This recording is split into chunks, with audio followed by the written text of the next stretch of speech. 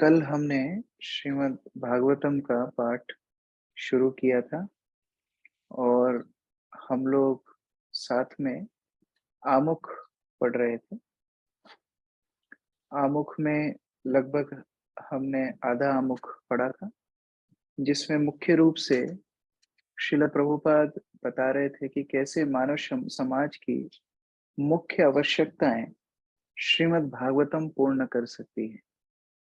क्योंकि जिन समस्याओं से समाज जूझ रहा है, उसमें मुख्य समस्या भगवान को केंद्र बिंदु ना मानने के कारण हो रही। और यह श्रीमद् भागवतम वह भगवान को मुख्य केंद्र के रूप से स्थापित करता है, जन्मादि यस्य यतः। अब हम इसके आगे पढ़ रहे हैं। मैं एक भक्त को अनुरोध करूंगा कि यह अगला पैराग्राफ पढ़ें। श्रीमद् भागवतम ना केवल। हरे कृष्ण प्रभु जी। मैं पढ़ूं प्रभु जी? पढ़िए। श्रीमद् भागवत न केवल प्रत्येक वस्तु के परम स्रोत को जानने के लिए दिव्य विज्ञान है, अपितु ईश्वर से अपने संबंध को जानने और इस पूर्ण ज्ञान के आधार पर मानव समाज की पूर्णता के प्रति अपने कर्तव्य को पहचानने का दिव्य विज्ञान है। यह संस्कृत भाषा में ओजपूर्ण पठनीय सामग्री है, जिसका अब संस्कृत से अंग्रेजी में विस्तृत अनुवाद किया गया है, जिससे कि इसके सतर्क पठन मात्र से ईश्वर को भली भांति जाने जा सकेंगे। यही नहीं, इसका पाठक नास्तिकों द्वारा किए जाने वाले प्रहारों से अपनी रक्षा करने के लिए पर्याप्त शिक्षित बन सकेगा। इसके अतिरिक्त पाठक दूसरों को भी सुनिश्चित सिद्धांत के रूप में ईश्वर को स्वीकार कराने में सक्षम हो सकेगा। यहाँ पर पहले श्रील प्रभुपाद बता रहे हैं कि पिछले पैराग्राफ्स में प्रभुपाद ने बताया कि कैसे भागवत यह बताती है कि भगवान सबके स्तोत्र हैं। लेकिन इतना ही नहीं, भागवत यह भी बताती है कि स्तोत्र तो हैं, अब हमारा उनसे संबंध क्या है और हमें करना क्या है। केवल अपना स्तोत्र प्राप्त करने से काम नहीं चलेगा। जैसे मान लीजिए किसी अनाथ बच्चे को अनाथालय में यह सूचना मिले कि नहीं नहीं, तुम्हारे तो माता पिता थे, तुम उनसे बिछड़ गए थे। अब जब उसे अपने माता पिता के बारे में पता पड़ गया, तो अब वो उनके पास वापस जाएगा।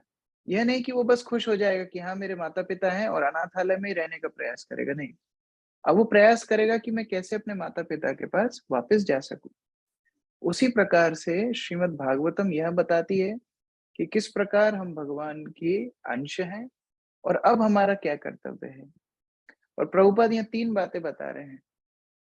श्रीमद् भागवतम का जो यह अनुवाद हुआ है, वो 3 चीजें भक्त कर पाएंगे। सबसे पहला है, वो स्वयं भगवान को जान पाएंगे। One will know God perfectly well. जो भगवान लोगों के लिए एक तर्क का विषय है, लोगों को पता ही नहीं है भगवान कौन है। लेकिन प्रभुपाद बोलते थे कि भक्तों को ये पता है भगवान कौन है, उनका नाम क्या है, वो कहाँ रहते हैं, और आवश्यकता पड़े तो उनका टेलीफोन नंबर भी मिल जाएगा। भक्त लोग इतना जानते हैं। तो पहला बात है कि भक्त लोग भगवान को जान पाएंगे। दूसरा, दूसरों से अपनी भक्ति की सुरक्षा कर पाएंगे। जो भागवत पढ़ेंगे वो दूसरों के तर्क प्रहारों का खंडन कर पाएंगे। कई लोग आपकी भक्ति में बाधा डालने का प्रयास करेंगे, आपको यह बताने का प्रयास करेंगे कि कैसे आप भक्ति ना करें तो अच्छा। लेकिन यह भागवत पढ़ने से वह शक्ति मिलेगी जिससे हम सारे अविचारों का, दुर्विचारों का खंडन कर पाएंगे। और तीसरा, प्रभुपाद बता रहे हैं इतना ही नहीं, दूसरों को भी भगवान की भक्ति में लगा पाएंगे, यह भी सक्षम हो जाएंगे। तो कनिष्ठ अधिकारी कौन होता है? कनिष्ठ अधिकारी यह होता है जो भगवान को जानता है, लेकिन अगर किसी ने उसको समझा बुझा दिया तो भक्ति छोड़ देगा। तो वह हो गया पहला, भगवान को जान पाएगा। दूसरा होता है मध्यम अधिकारी। मध्यम अधिकारी भगवान को जानता है और अगर कोई उससे तर्क वर्क करेगा तो वह उनसे लड़ाई भी करने का प्रयास करेगा। तो ये दूसरा पॉइंट जो प्रभुपाद यहाँ बता रहे हैं कि आप दूसरों के तर्कों से अपनी भक्ति का रक्षा कर सकते हैं। और तीसरा होता है उत्तम अधिकारी। वह इतना शास्त्र में निपुण होता है कि दूसरों के विचारों से प्रभावित ही नहीं होता, बल्कि उन्हें भी भक्ति में लगा देता है। तो प्रभुपाद यहाँ बोल रहे हैं कि दूसरों को भी भगवान की भक्ति में ईश्वर की सत्ता को स्वीकार करने के लिए यह भक्त कन्विंस कर सकता है, प्रेरित कर सकता है, इसमें ये सक्षम होता है। ये तीनों वस्तुएं भागवत पढ़ने से भक्त को मिलती है। नेक्स्ट पैराग्राफ पढ़िए एक भक्त। मैं पढ़ूं? हरे कृष्ण प्रभु जी। पढ़िए। श्रीमद् भागवतम का शुभारंभ परम स्रोत की परिभाषा से होता है। यह श्रील वासुदेव द्वारा रचे वेदांत सूत्र पर उन्हीं का प्रमाणिक भाष्य है, जो क्रमशः 9 स्कंदों में विकसित होकर भगवत साक्षात्कार की सर्वोच्च अवस्था तक पहुंचता है। दिव्य ज्ञान की इस महान कृति के अध्ययन हेतु मनुष्य में जिस एकमात्र योग्यता की आवश्यकता है, वह है सावधानी के साथ एक एक पग आगे बढ़ा जाए और किसी साधारण पुस्तक के समान पढ़ने में कूद फांद न मचाई जाए, अपितु इसके अध्यायों को क्रम पूर्वक एक एक करके पढ़ा जाए। संपूर्ण पाठ इस प्रकार व्यवस्थित किया गया है कि प्रथम मूल संस्कृत पाठ, फिर संस्कृत शब्दों के पर्याय और तब अनुवाद तथा तात्पर्य दिए गए हैं, जिससे कि जब कोई प्रथम 9 स्कंदों को समाप्त कर ले तो उसे निश्चय ही भागवत साक्षात्कार हो पाएगा। हरि बोल। प्रभुपाद क्या बोल रहे हैं? जो 9 स्कंद पढ़ लेगा भागवत के, वह आत्म साक्षात्कार को प्राप्त हो जाएगा, पूर्ण रूप से शुद्ध हो जाएगा। तो इसलिए क्रमबद्ध रूप से प्रभुपाद बता रहे हैं, एक ही कंडीशन। क्या कंडीशन है? कूद फांद ना मचाएं। आज मुझे लग रहा है कि नहीं, मैं आज तो 5वां स्कंद उठा करके देखता हूँ इसमें क्या है, चलो 7वें स्कंद के फोटो देख लेता हूँ इसमें क्या है, इस तरह नहीं चलेगा। कूद फांद नहीं मचाना है, क्रमबद्ध रूप से चलना है। एक अध्याय, फिर दूसरा अध्याय, फिर तीसरा अध्याय, उस तरह जब हम पढ़ेंगे तो भागवत के इस गहन तत्व को समझ पाएंगे। और देखिए, ये वेदांत सूत्रों का सार है, प्रमाणिक भाष्य है। जो वेदांत सूत्र बड़े बड़े संस्कृत के पंडित पढ़ पढ़ के परेशान हो जाते हैं, वो वेदांत सूत्रों का संकलन करने वाले व्यासदेव ने ही भागवत कोई रचना की है, जो वेदांत सूत्रों पे उनकी स्वयं की टिप्पणी है। वेदांत सूत्रों में प्रथम वेदांत सूत्र होता है अथा तो ब्रह्म जिज्ञासा, जन्मादि यस्य यतः। ये सब प्रथम ब्रह्म सूत्रों में से एक है, और भागवत की शुरुआत भी जन्मादि यस्य यतः से होती है। तो उस प्रकार ब्रह्म सूत्रों का सार और प्रमाणित भाष्य है श्रीमद् भागवतम। तो इतनी जटिल कठिन वेदांत को समझने की आवश्यकता नहीं, केवल यदि हम क्रमबद्ध रूप से एक एक अध्याय अगर हम पढ़ते जाएं, एक के बाद एक श्लोक, एक के बाद एक अध्याय, बिना कूदा फांदी करे, तो भागवत को समझ पाएंगे। और जैसा कि कल भी मैंने बोला, नित्यम रोजाना पढ़ना आवश्यक है। जिसने बीच में छोड़ा उसका वो नित्य पाठ छूट जाएगा, तो रोजाना पढ़ना है। नेक्स्ट भक्त पढ़िए। हरे कृष्णा प्रभु। इसका दशम स्कंद प्रथम स्कंद प्रथम 9 स्कंदों से भिन्न है, क्योंकि इसका सीधा संबंध भगवान श्री कृष्ण की दिव्य लीलाओं से है। जब तक प्रथम 9 स्कंदों को पढ़ नहीं लिया जाए, तब तक दशम स्कंद के प्रभाव को ग्रहण नहीं किया जा सकता। यह ग्रंथ 12 स्कंदों में पूरा हुआ है। इनमें से प्रत्येक स्कंद अपने आप में स्वतंत्र है, किंतु सबों के लिए उत्तम होगा कि वे क्रमशः एक के पश्चात दूसरे स्कंद को छोटे छोटे टुकड़ों में पढ़े। श्रीमद् भागवत को प्रस्तुत करते हुए ठीक है, मैं अपनी ठीक है। हरे कृष्ण। तो यहाँ पर प्रभुपाद एक और चीज बता रहे हैं कि जो दशम स्कंद है वो भागवत का 9 स्कंदों से थोड़ा भिन्न है, क्योंकि 9 स्कंदों में भक्त को तैयार किया जाता है आत्म साक्षात्कार के लिए, और दशम स्कंद में साक्षात भगवान श्री कृष्ण की दिव्य लीलाओं का वर्णन है। 9 स्कंदों में 9000 श्लोक हैं, और दशम, एकादश और द्वादश, ये 3 स्कंदों में 9000 श्लोक। पूरी भागवत में 18000 श्लोक। तो यह भागवत का आधा पार्ट है 9 स्कंद, और आधा पार्ट है बाकी 3 स्कंद। तो 9 स्कंदों में हम लोग पहले ठीक प्रकार से भगवान की भगवत तत्व को समझेंगे, और फिर दशम स्कंद में हम भगवान की लीलाओं में प्रवेश कर पाएंगे। आगे पढ़िए कोई और भक्त। हरे कृष्ण प्रभु। हाँ पढ़िए।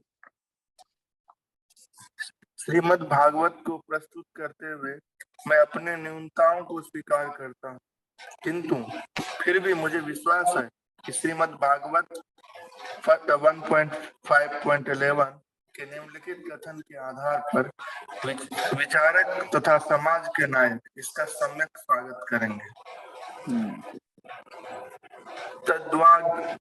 तद्वाग्वी सर्गो जनता विप्लवो यस्मिन् प्रतिश्लोकं बद्धवत्यपि नाम अन्यन्तस्य यशोंकितानि यथा शृण्वन्ति गायन्ति गृह्णन्ति साधवा। इसके विपरीत वह साहित्य जो अनंत भगवान के नाम, यश, रूप तथा लीलाओं की दिव्य महिमा के वर्णनों से परिपूर्ण है, एक दिव्य रचना है जो इस विश्व की गुमराह की गई सभ्यता के और पवित्र जीवन में क्रांति लाने के उद्देश्य से रची गई है। ऐसा दिव्य साहित्य भले ही अनियमित रूप से प्रणीत हो, किंतु उसे पवित्र एवं धर्मनिष्ठ साधुजनों के द्वारा सुना, गाया और स्वीकार किया जाता है। तो अब यहाँ श्रील प्रभुपाद अपनी विनम्रता बता रहे हैं। कैसे प्रभुपाद बोल रहे हैं कि मैंने बड़ी गलतियां की हैं ये भागवत प्रस्तुत करने में। हो सकता है मेरी भाषा में दोष हो सकता है मेरी प्रस्तुति में दोष हो, लेकिन फिर भी मुझे विश्वास है कि समाज और अनेक तत्व विचारक इसको स्वीकार करेंगे। किस बात के बल पर विश्वास है? भागवत के इस सुंदर श्लोक के बल पर प्रभुपाद को विश्वास है। तद्वाग विसर्गो जनताग विप्लवो यस्मिन् प्रतिश्लोकम अबद्धवत्यपि नामानि अनन्तस्य यशोनिकतानि शृण्वन्ति गायन्ति गृह्णन्ति साधवा। बहुत महत्वपूर्ण श्लोक है। देखिए, जो जड़ काव्य है, जो जड़ शिक्षा देते हैं, वह शिक्षा को वायस तीर्थम के समान बताया गया है। वायस मतलब क्या होता है? कौओं के तीर्थों के समान बताया गया है। किसको? जो जड़ काव्य हैं। कौए कहाँ इकट्ठे होते हैं? कचरे के ऊपर इकट्ठे होते हैं। तो इसका अर्थ है जड़ काव्य कचरे के समान है। लेकिन इसके ठीक विपरीत जो साहित्य भगवान के गुणों को, भगवान के नाम को, भगवान की महिमा को गुणगान करते हैं, ऐसे महान ग्रंथों को क्या बोलते हैं? स्वंस, हंस तीर्थ के समान बताया गया है, जहां हंस इकट्ठे होते हैं। हंस कहाँ इकट्ठे होते हैं? मानसरोवर पे इकट्ठे होते हैं, पवित्र स्थानों पे हंस इकट्ठे होते हैं।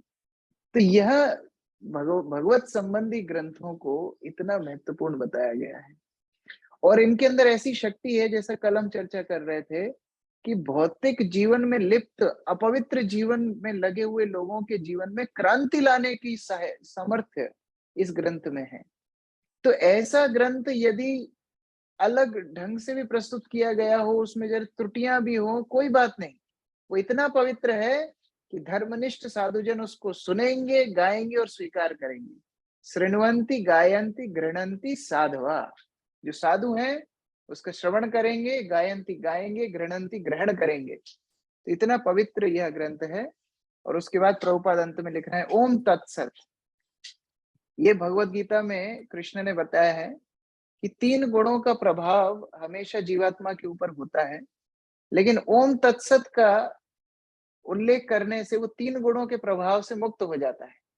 क्योंकि ओम का अर्थ होता है भगवान, तत् का अर्थ होता है कि भगवान हर वस्तु में उपस्थित हैं। तत्त्वमसि, तत् मतलब हर वस्तु में भगवान उपस्थित है, हर वस्तु भगवान से संबंधित है। और सत का अर्थ है सच्चिदानंद स्वरूपाय। सत मतलब भगवान इस भौतिक जगत से ऊपर हैं। ये भौतिक जगत असत है, भगवान सत है। इसलिए ओम तत्सत का जाप करके हम 3 गुणों के प्रभाव से ऊपर उठ सकते हैं। लेकिन प्रभुपाद ये भी बताते हैं कि ओम तत्सत से भी और ऊपर है हरे कृष्ण, क्योंकि हरे कृष्ण महामंत्र डायरेक्ट भगवान का नाम उच्चारण है। ये ओम तत्सत भले ही समझ में आए ना आए, लेकिन हरे कृष्ण समझ में आना चाहिए। और फिर आप देख सकते हैं प्रभुपाद का सुंदर सिग्नेचर, ये प्रभुपाद का साइन है, AC भक्ति वेदांत स्वामी। कई लोग तो ये साइन देख करके भक्त बन गए। इतना सुंदर सिग्नेचर आज तक किसी का नहीं देखा। तो कई लोग ये साइन देख करके भक्त बने। तो प्रभुपाद का आमुख है। इसके बाद प्रस्तावना प्रकाशन टीम ने लिखा है, आप लोग अपने अपने घर पे इसको बाद में पढ़ सकते हैं। हम लोग भूमिका में प्रवेश कर रहे हैं। प्रभुपाद ने भागवत की विस्तृत रूप से भूमिका लिखी है और यह भूमिका मैं केवल इसमें से मुख्य बिंदुओं पर चर्चा करूंगा और उसके बाद मैं अपेक्षा करूंगा कि आप लोग इस भूमिका को विस्तृत रूप से घर में पढ़ें, क्योंकि अगर मैं इसको विस्तृत रूप से समझाने के लिए जाऊंगा तो 1 महीना भूमिका समझाने में ही जाएगा। तो फिर बहुत लोगों का इंटरेस्ट लूज हो जाएगा, अरे भागवत शुरू ही नहीं हो रहा है, ये लोग तो भूमिका ही पढ़ा रहे हैं।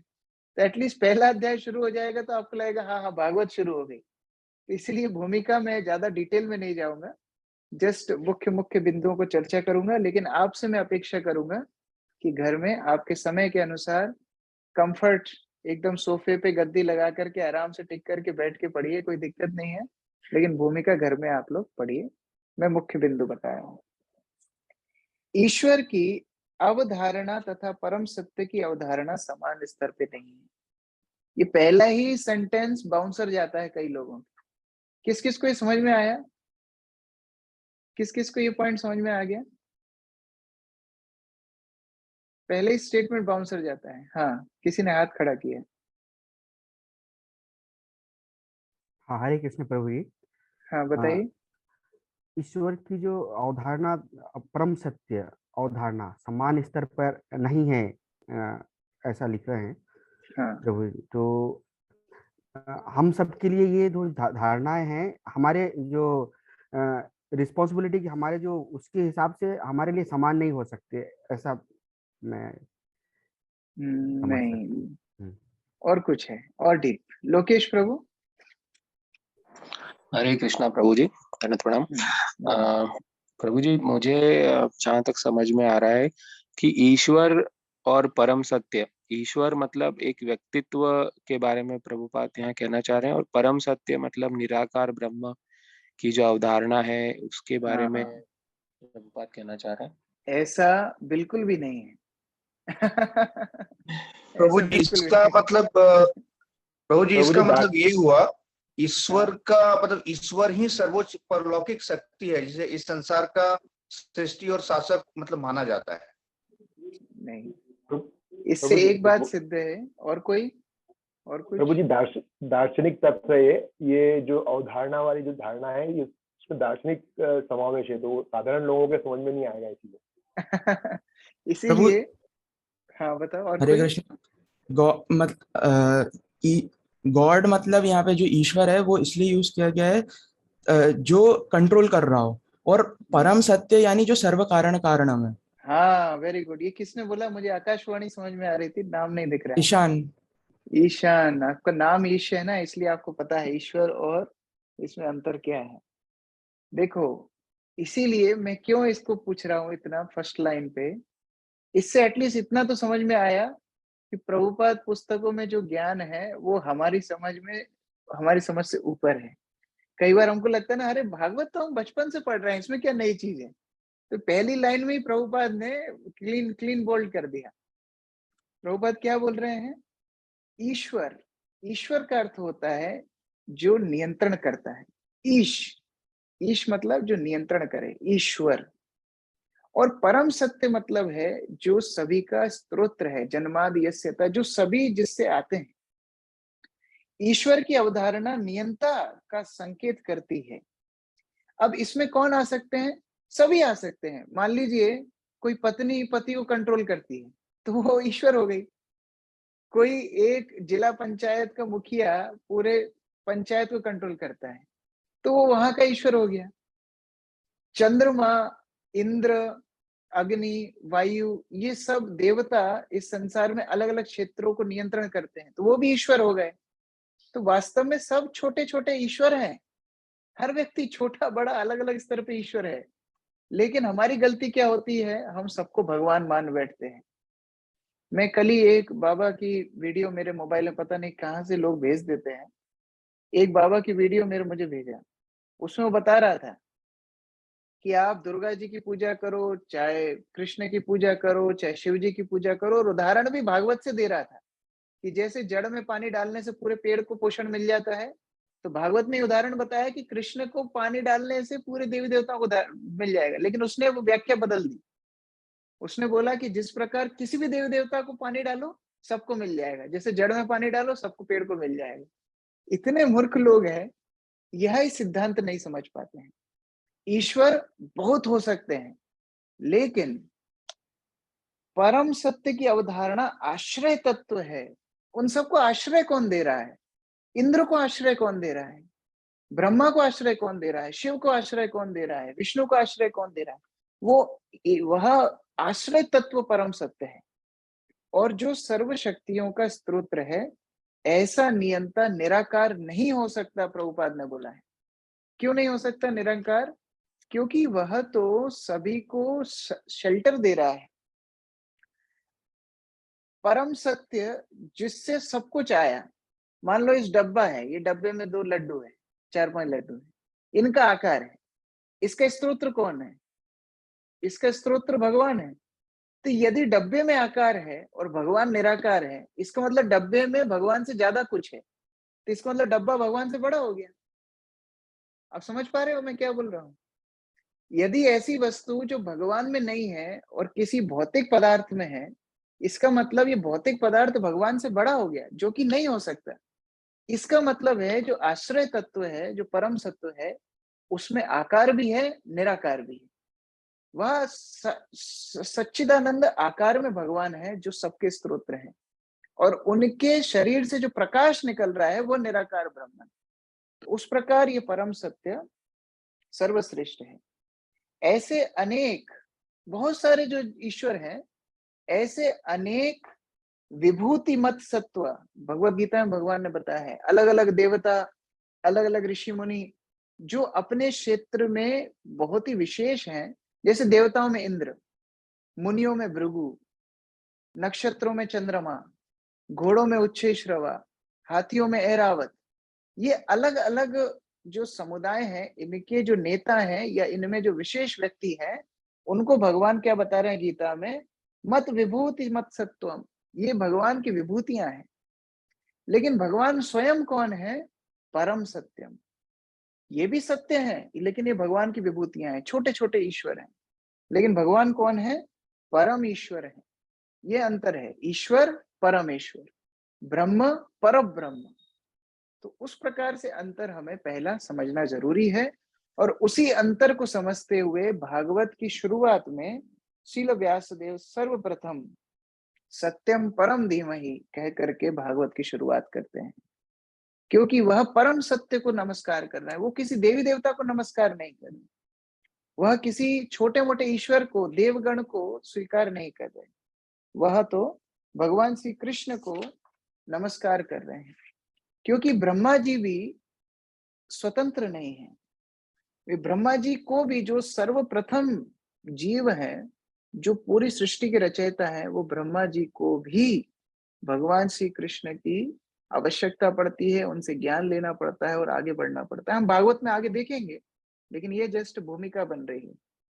तो ऐसे सूक्ष्माति सूक्ष्म जीवों का क्या कहना, जो अपने शरीर के बारे में नहीं जानते। ज्यादा से ज्यादा जीव क्या समझ पाएगा? अपने शरीर में क्या चल रहा है वह समझ पाएगा। लेकिन क्या यह भी हमको पता है कि हमारे शरीर में क्या चल रहा है? कल आपने बढ़िया शाही पनीर खाया और आज कैसे वो शाही पनीर वृष्टा में बदला, आपको समझ में आता है? हमको समझ में नहीं आता। हमारे शरीर में क्या चल रहा है यही हमको समझ में नहीं आता है।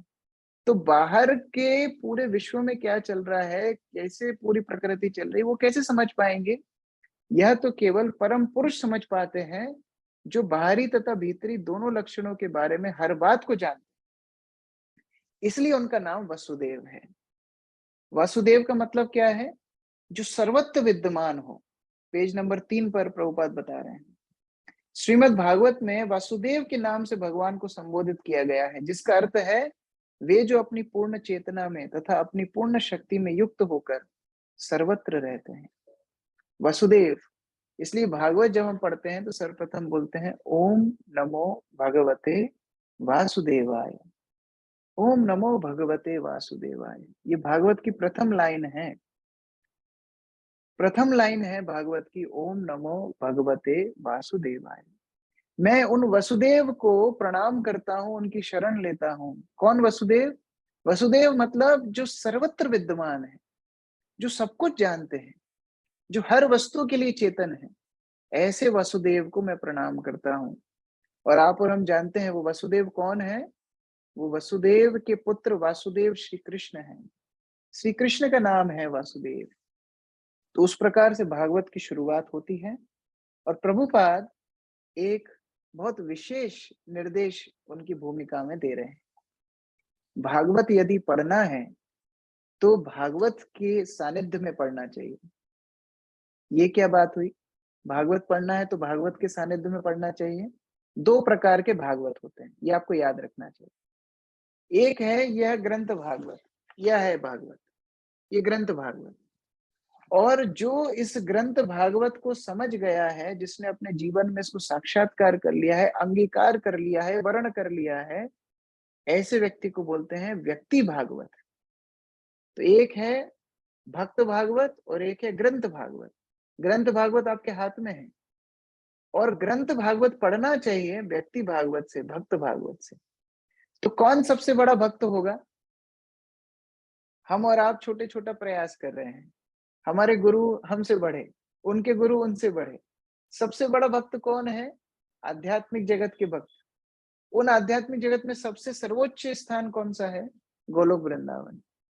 और गोलोक वृंदावन में सर्वोच्च रस कौन सा है? माधुर्य रस। माधुर्य रस में सबसे सर्वोच्च भक्त कौन है? गोपियां। गोपियों में सर्वश्रेष्ठ कौन है? श्रीमती राधा रानी।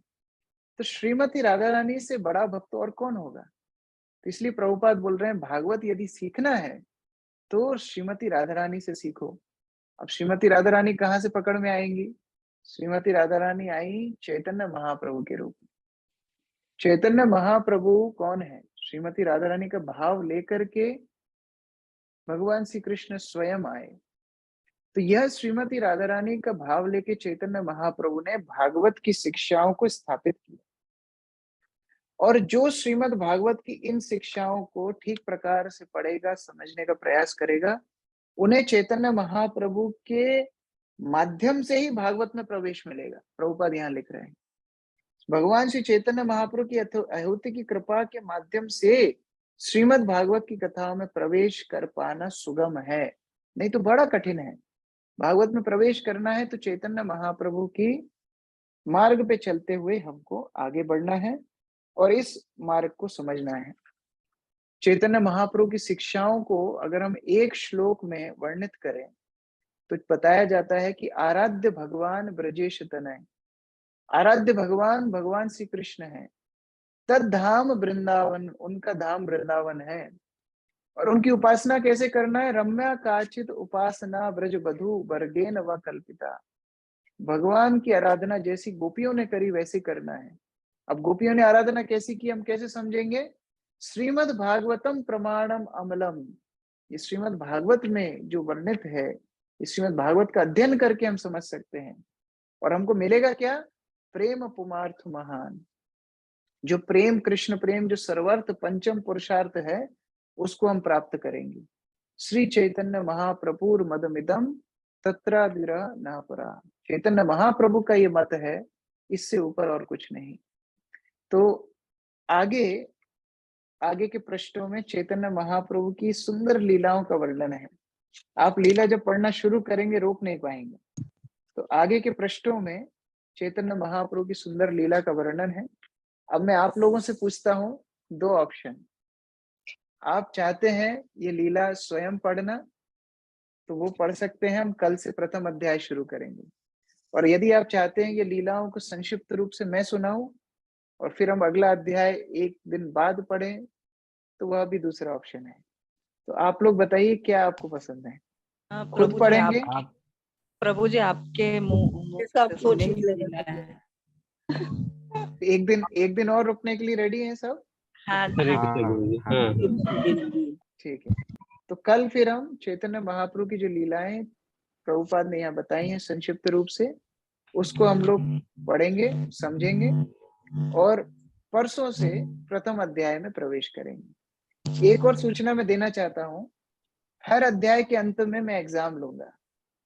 एग्जाम मतलब यहाँ पर मल्टीपल चॉइस क्वेश्चन आएंगे, सिंपल क्वेश्चन, आपको जस्ट क्लिक करना है, तो देखेंगे कितना कौन गंभीरता से पढ़ रहा है, सुन रहा है। ठीक है, हर अध्याय के अंत में, एक अध्याय कंप्लीट करने में तो कुछ टाइम लगेगा, 4 दिन लगे, 5 दिन लगे, कुछ भी टाइम जितना भी लगेगा, उसके अंत में हम 10 मिनट का एग्जाम, जस्ट 10 मिनट, क्लास की शुरुआत में 10 मिनट का एग्जाम लेंगे। ठीक है, ठीक है। ओके। हरे कृष्ण। हरे कृष्ण। हरे कृष्ण। प्रभुपाद की जय, समवेत जय। भक्त वृंद की जय, ग्रंथराज श्रीमद् भागवतम की जय, जय। निताई गौर प्रेमानंदे हरे। हरे ओम।